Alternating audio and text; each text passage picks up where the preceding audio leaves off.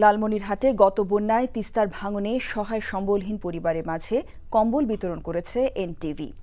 এনটিভির এই মহতী উদ্যোগকে স্বাগত জানিয়েছে স্থানীয় প্রশাসন। লালমনিরহাট প্রতিনিধি হায়দার আলী বাবুর পাঠানো রিপোর্ট।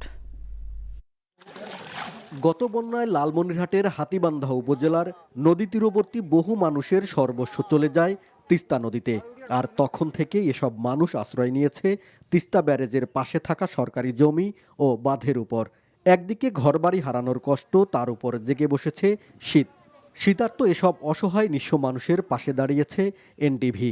বৃহস্পতিবার সকাল থেকেই নানা বয়সী মানুষ ভিড় করতে থাকেন তিস্তা ব্যারেজের নিয়ন্ত্রণ কক্ষ চত্বরে। শীতের কষ্ট একটু হলেও লাঘব করতে শীতার্ত এসব মানুষের মাঝে বিতরণ করা হয়েছে কম্বল। খুব ভালো লাগতেছে, কারণ বাচ্চা নিয়ে তো অনেক সমস্যা শীতের দিনে। তো এই মালিক যে এত সন্তুষ্ট হিসেবে জিনিসটা দিছে, আমরা বড় খুশি হয়েছি।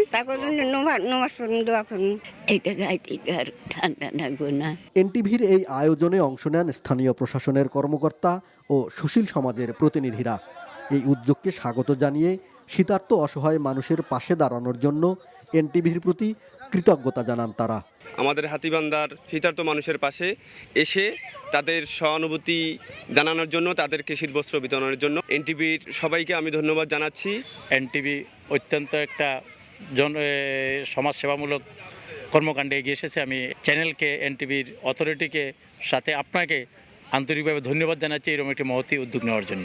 আমি অনুরোধ করব এনটিভি কর্তৃপক্ষকে যেন প্রতি বছরই এই ধরনের আরও বেশি করে শীতার্ত মানুষের মাঝে তারা গরম কাপড় বিতরণ করে। কষ্টের এই মানুষগুলোর পাশে যে এনটিভি দাঁড়িয়েছে, এটা অনেক তিস্তা পাড়ের মানুষের জন্য অনেক পাওয়া। এই শীতে এনটিভির পক্ষ থেকে এখানে 2 শতাধিক অসহায় মানুষকে দেয়া হয়েছে কম্বল।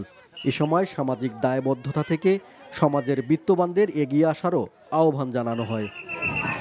NTV news desk.